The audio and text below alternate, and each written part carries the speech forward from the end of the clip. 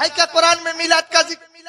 ایک تو بدبخت نے ابھی بھیجی تھی، ایک صاحب نے ایک بدبخت وہابی کی ایک کلپ بھیجی اور کہا حضرت دیکھیے کیا کہہ رہا ہے، بولے قسم کھا کر کہتا ہوں اے سرکار علیہ الصلوۃ سیدنا امام اعظم رحمت اللہ تعالی علیہ کے دور میں اگر امام اعظم کو مانتے ہو ایک بھی جلوس اور ایک بھی میلاد کی محفل دکھا دو تو میرا خون معاف ہے۔ ہم نے کہا تو صحیح، ہم تجھے قتل کرنا چاہتے ہیں اس لیے کہ ہم یہاں میلاد مصطفیٰ کا ثبوت امام اعظم نہیں بلکہ امام اعظم کے بھی امام سیدنا مصطفیٰ کریم کے دور سے دکھا رہے ہیں، اور دور مصطفیٰ سے بھی پہلے ہم تو وہاں سے میلاد کا ثبوت کر سکتے ہیں، وہ بھی قرآن کے حوالے سے کہ جب سرکار بھی دنیا میں نہیں آئے تھے، سرکار کے علاوہ اور بھی نبی اس دنیا کے اندر انسانی شکل میں تشریف نہیں لائے تھے، بس خالی نور موجود تھا، روح موجود تھی، تب بھی سرکار کے میلاد پاک کا ذکر ہوا تھا۔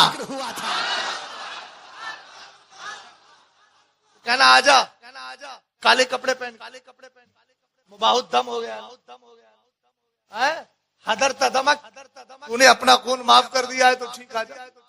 غور کیجئے کہ میں آگے سے لوں گا، پہلے سنیں کیا فرمایا، چاہیے کہ لوگ خوشی منائیں۔ اب یہاں پر دو کلمے ہیں، ایک ہے فضل، دوسری ہے رحمت۔ فضل کس کو کہتے ہیں؟ آئیے پوچھتے ہیں حضرت علامہ جلال الدین سیوطی رحمت اللہ تعالی علیہ سے۔ آپ نے حضرت عبداللہ ابن عباس کے حوالے سے ذکر کیا، حضرت عبداللہ ابن عباس کہتے ہیں فضل اللہ العلم ورحمتہ محمد صلی اللہ تعالی علیہ وسلم کما قال اللہ تبارک و تعالی وما ارسلناک الا رحمتا للعالمین۔ ذرا محبت سے بول جائے سبحان اللہ۔ حضرت عبداللہ ابن عباس کہتے ہیں آیت کریمہ میں اللہ کے فضل سے مراد علم ہے، علم ہے، علم ہے، علم ہے، اور دوسرا اللہ کی رحمت سے مراد جناب محمد عربی روح الفدا علیہ افضل الصلاۃ والتسلیم ہے۔ اب دونوں کو ملا کے ترجمہ کیجئے تو مطلب یہ ہوگا، اے میرے محبوب آپ کہہ دے اللہ کے علم پر اور اللہ کی رحمت یعنی خود آپ کی ولادت پر چاہیے کہ ایمان والے خوشیاں منائے۔ ہم نے کہا بدعقیدہ تو اس کو بدعت کہتا ہے۔ ہم قرآن کی آیت کریمہ کی روشنی میں حضرت علامہ نقی علی خاں کی کتاب اذاقۃ الاعصام لمانی عمل المولد والقیام اردو میں نام میلاد و قیام کے حوالے سے کہتے ہیں سرکار کے میلاد پاک کا ذکر، سرکار کی محفل پاک کا ذکر، سرکار کی ولادت کا ذکر یہ بدعت نہیں ہے بلکہ قرآن پاک سے اس کا حکم ملا ہے اور سنی اس پہ عمل کرتا چلا جا رہا ہے، اور یہی کہتا نظر آتا ہے نثار تیری چہل پہل پر ہزاروں عیدیں ربیع الاول سوائے ابلیس کے جہاں میں سبھی تو خوشیاں منا رہے۔ اور سنو ایک تفسیر، بولیے خاک ہو جائے عدو، یہ شعر بار بار گنگنانا ہے، خاک ہو جائے عدو۔ توجہ ہے نا آپ کی، ذرا غور کریں۔ اب پوچھتے ہیں علامہ جلال الدین سیوطی کی کتاب الحاوی للفتاوی، یہاں جو اللہ نے فضل فرمایا رحمت فرمائی تو فضل اور نعمت ایک ہی چیز ہے کہ نہیں؟ ارے بولو ہے کہ نہیں ہے؟ اللہ کا فضل ہے، اللہ کی نعمت۔ اللہ فرماتا ہے الذین بدلوا نعمت اللہ کفرا، جنہوں نے کافروں نے اللہ کی نعمت کو الذین بدلوا نعمت اللہ کفرا، وہ لوگ جنہوں نے اللہ کی نعمت کو ناشکری کے طور پر بدل ڈالا۔ اب یہاں نعمت سے مراد کیا ہے؟ پھر حضرت عبداللہ ابن عباس رضی اللہ تعالی عنہ نظر آئے، فرمایا یہاں نعمت سے مراد کون ہے؟ ہوا محمد صلی اللہ تعالی علیہ وسلم، یہاں نعمت سے مراد مصطفیٰ کریم علیہ السلام ہے۔ اب یہاں پر یہودیوں نے بدلا کیسے تھا؟ توریت میں جہاں جہاں میرے نبی کا ذکر آیا تھا انہوں نے سرکار کا نام مٹا کر کے وہاں کچھ اور لکھ دیا تھا، اسی کا ذکر ہو رہا ہے جنہوں نے اللہ کی نعمت کو ناشکری کے طور پہ بدل دیا۔ سنیوں میں آپ سے پوچھنا چاہتا ہوں، ذرا بلند آواز سے بولیے گا اور میرے ساتھ کہیے گا، یہاں اللہ کی نعمت سے مراد جناب محمد عربی ہے۔ کون ہے؟ اونچا بولو۔ اللہ کی نعمت سے مراد جناب محمد عربی روح نافدہ علیہ افضل الصلاۃ والتسلیم ہے. اللہ کا فضل بھی مصطفیٰ ہے, اللہ کی نعمت بھی مصطفیٰ ہے. ارے بولیے یار, ہے کہ نہیں؟ یقیناً نعمت ہے. اور آپ جانتے ہیں اللہ کا فضل, اللہ کی نعمت یہ مصطفیٰ کریم علیہ السلام ہے. تو اللہ نے نعمت کے بارے میں تو کہا وَأَمَّا بِنِعْمَتِ رَبِّكَ فَحَدِّثْ, اپنے رب کی نعمت کا چرچا کرو. میاں حیدرآباد کے سنی مسلمانوں, مجھے بتانا چرچا کس کو کہتے ہیں؟ حضرت مولانا سہیل صاحب قبلہ کو میں کونے میں لے کر کے گیا, چپکے سے جا کر کان میں نے بتایا آج قائد ملت ناسک میں تشریف فرما ہے, بولو آپ کی آمد ناسک کا یہ چرچا ہوا یا ہلکی سی خبر دینا ہوئی, کالا پھوسی ہوئی, سرگوشی ہوئی؟ اونچا بولے اس کو سرگوشی کہا جائے گا, چرچا نہیں کہا جائے گا. میاں چرچا کس کو کہتے ہیں؟ گلی کوچوں میں کیا جائے چرچا ہے, چوراہوں پر کیا جائے چرچا ہے, روڈوں پر کیا جائے چرچا ہے. پتہ یہ چلا جلوس محمدی پر اعتراض کرنے والوں, اللہ رب العزت کی مقدس آیت کریمہ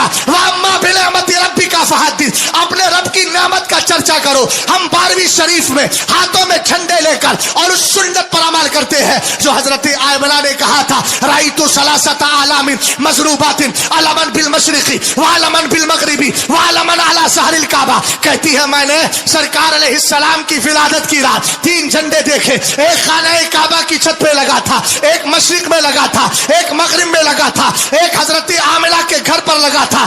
ایک روایت میں یہ بھی آتا ہے, ہم نے کہا سن لیو, مشرق سے لے کر مشرق مغرب تک سرکار علیہ السلام کی پیدائش پر جو جھنڈے لگائے گئے ہیں اشارہ اس طرف تھا آج وہ نبی آنے والا ہے جس کی حکومت پوری کائنات میں ہوگی. اور خانہ کعبہ کے چھت پر جھنڈا لگا کر یہ بتا دیا گیا تھا اے کعبہ اب تجھے گھبرانے کی ضرورت رہی ہے, تجھے بتوں سے پاک کرنے والا مصطفیٰ آ گیا. ابھی ایک جملہ تو رہ گیا, حضرت آمنہ کے گھر پر کیوں لگا؟ تاکہ سنیوں تمہیں گھروں پہ جھنڈا لگانے کا ثبوت مل جائے. ابے جو بے حوالہ ہے وہ تو گھومتے ہی رہیں گے نا. اعلیٰ حضرت نے تو ان کا ٹھکانہ بتا دیا, جو تیرے در سے یار پھرتا در بدر یوں ہی خار پھرتا, اور جو خار پھرتا ہے تو وہ بکواسی تو کرے گا. جو ادھر ادھر گھومتا ہے, آپ نے دیکھا ہوگا نا, اس کو راضی کرنے کے لیے اس کی بات, اس کو راضی کرنے کے لیے اس کی بات, وہ ایسی کرتا ہے. لیکن الحمدللہ یک در گیر محکم گیر, ہم نے ایک در مصطفیٰ تھاما ہے اور مضبوطی سے تھام لیا ہے, اور ہم یہی کہتے جا رہے ہیں وہی رب ہے جس نے تجھ کو ہمتن کرم بنایا, ہمیں بھیک مانگنے کو. اب ذرا غور فرمائیے گا, میں نے کہا چرچے کی بات آج چل رہی ہے. حضرت آمنہ کا میں نے قول ذکر کر دیا ہے, کتاب کا نام المواہب اللدنیہ ہے. توجہ فرمائیے گا, آپ کیا سمجھتے ہیں؟ آئیے سمجھانے کی کوشش کر رہا ہوں. سرکار کی جب ولادت پاک ہوئی ہے تو آقا کریم کی ولادت سے پہلے اللہ نے آپ کا جب خمیر تیار کیا, توجہ فرمانا, خمیر تیار کرنے کی بات آئی تو آپ جانتے ہیں جہاں آدمی دفن ہوتا ہے وہی کی مٹی لی جاتی ہے, وہی کی خاک لی جاتی ہے. حضرت امام جعفر صادق رضی اللہ تعالیٰ عنہ, حضرت امام جعفر صادق رضی اللہ تعالیٰ عنہ ہے, ان کے والد بزرگوار جن کا لقب ابو جعفر ہے, زمانہ ان کو امام باقر علم و ہدا کہتا ہے. ان سے کسی نے پوچھا تھا, یہی قول المواہب کے اندر ذکر کیا گیا, کیف سارا محمد صلی اللہ تعالیٰ علیہ وسلم یتقدم الانبیاء وہو آخر من بعث. آپ سے پوچھا یہ بتائیں آپ کے نانا جان جناب محمد عربی روح نافدہ علیہ افضل الصلاۃ والتسلیم کو اللہ نے سارے نبیوں کا سردار کیسے بنا دیا, جبکہ وہ تو سب سے آخر میں آئے ہیں. آدم کے بعد ہے, شیش کے بعد ہے, نوح کے بعد ہے, عیسیٰ و موسیٰ کے بعد ہے, لیکن اس کے باوجود بھی آقا کریم علیہ الصلاۃ والسلام کو اللہ نے سارے نبیوں کا سردار بنایا. تب حضرت امام جعفر صادق کے والد بزرگوار امام حسین کے پوتے اور حضرت امام سر العابدین کے لخت جگر, وہ فرماتے ہیں معلوم ہے اولو من قالا بلا ہوا محمد الرسول اللہ صلی اللہ تعالی علیہ وسلم. کہا جب رب قدیر نے کہا تھا الستو بربکم قالوا بلا, کیا میں تمہارا رب نہیں ہوں, تو سب سے پہلے جس روح نے بلا کہا تھا کیوں نہیں, وہ کسی اور کی روح نہیں تھی, جناب محمد عربی کی روح پاک.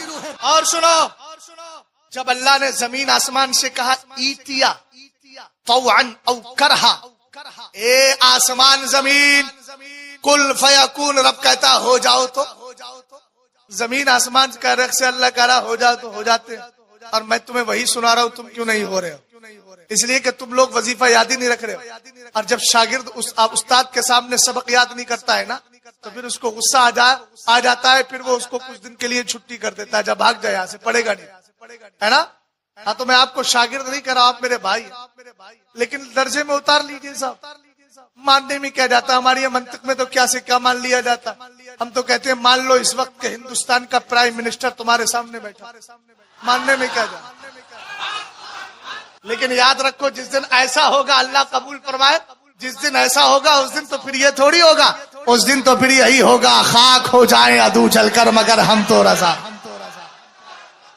ہم نہ صحیح لیکن وہ دور آئے گا جب اللہ تعالیٰ فقہ حنفی کو کائنات میں عام فرما دے گا. اور یہ امام اعظم کے لیے شرف کی بات ہوگی کہ ان کا فقہ حنفی فیصلہ سیدنا عیسیٰ علیہ السلام کے موافق ہوگا. یہ ادب ہے. ادب یہی ہے کہ غیر نبی کے لیے نبی کی بارگاہ تک پہنچائے.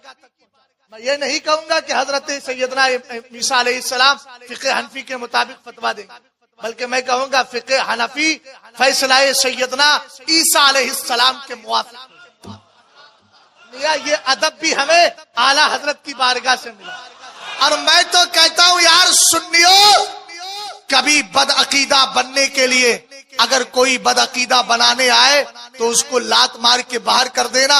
اور سنی اور بد عقیدہ کا فرق بالکل کلیئر ہے. ہمارے یہاں ادب ہی ادب ہے. کل شاہجہاں پور کی سرزمین پر میں نے ایک پہچان بتائی. میں نے کہا جس کو وراثت میں توہین ملی ہو اس کو دیوبندی کہتے، اور جس کو وراثت میں ادب ملا ہو، احترام مصطفیٰ ملا ہو، اس کو سنی کہتے ہیں. وہ سڑے ہوئے سیب کی مانی. ارے بھائی سیب اگر تھوڑا بہت خراب ہو تو کاٹ پیٹ کے صحیح کر لیا جائے، قابل استعمال. پورا ہی سڑ گیا تو کیا کریں گے. بہرحال غور فرمائیے. ادھر یاد ہے آپ کو میں کیا کہہ رہا ہوں؟ ارے یاد ہے آپ کو؟ وَأَمَّا بِنِعْمَةِ رَبِّكَ بات اس پہ چل رہی تھی. تو چرچا کیسے کیا جاتا ہے؟ میں نے کان میں جا کر کے کہا میاں اس کو سرگوشی کہا جائے گا. چرچا اسی کو کہتے ہیں. 12ویں شریف کا مقدس دن آئے، آپ گھروں سے نکل جاؤ، سرکار کے میلاد کا ذکر کرو، گلی کوچوں میں گھوم گھوم کے بتاؤ آج وہ مقدس دن ہے جس دن آمنہ کے لال تشریف لائے ہیں. تو یہ چرچا پایا جائے گا. اور حضرت علامہ جلال الدین سیوطی رحمت اللہ تعالی علیہ الحاوی للفتاوی کے اندر فرماتے ہیں ایو نعمت افضل من النعمت ببروز النبی نبی الرحمت فی ذلک اليوم. 12ویں شریف میں سرکار کی آمد سے بڑھ کر اللہ کی کون سی نعمت ہو سکتی ہے؟ یہ میں نہیں کہتا، علامہ جلال الدین سیوطی کہہ رہے ہیں. پتہ یہ چلا ان کی نظر میں بھی یہی تھا کہ جشن عید میلاد النبی اللہ رب العزت کی سب سے بڑی نعمت ہے، اس لیے کہ اسی نعمت کے صدقے میں اللہ نے ساری کائنات کو پیدا فرما دیا. یاد نہ رہے ہو سکتا ہے وما انسانی الا الشیطان ان اذکرہ، شیطان بھلا دے، یاد نہ رکھنے دے، اس لیے پہلے ہی کلیئر کر دیتا ہوں. ہاں رسالہ دیکھ لیجیے اگر اجازت ہو.